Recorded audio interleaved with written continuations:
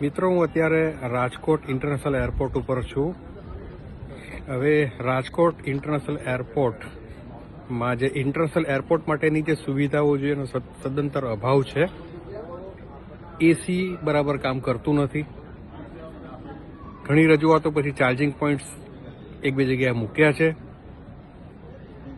સૌથી મહત્વની વાત એ છે કે અહીં મોબાઈલ નેટવર્ક મળતું નથી અને એનાથી મહત્વની વાત છે કે એરપોર્ટમાં વાઈફાઈની ફેસિલિટી પણ નથી.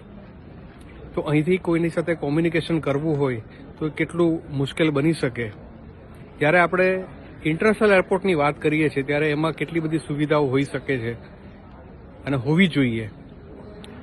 અહીંયા ખાણીપીણી માટે પણ ઘણી તકલીફ છે. કોઈ એવી લાઉન્જ પણ અહીં બનાવવામાં આવી નથી.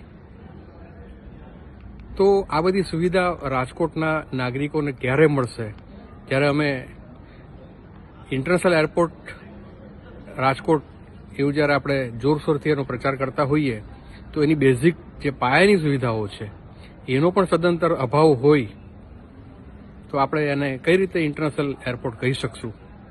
અને નાગરિક તરીકે અને એક પેસેન્જર તરીકે જ્યારે આપણે કમ્પ્લીટ એરફેર ચૂકવતા હોઈએ ત્યારે તમને વાઈફાઈ, મોબાઈલ નેટવર્ક ના મળે, એસી બરાબર ચાલુ ના હોય, તો આ બધી તકલીફો એરપોર્ટ ઓથોરિટી ઓફ ઇન્ડિયાને હું આ મેસેજ દ્વારા આપ સૌ કન્વે કરી દેજો કે વહેલામાં વહેલી તકે રાજકોટ એરપોર્ટની જે ખૂટતી કડીઓ છે, જે ખૂટતી સુવિધાઓ છે એ સત્વરે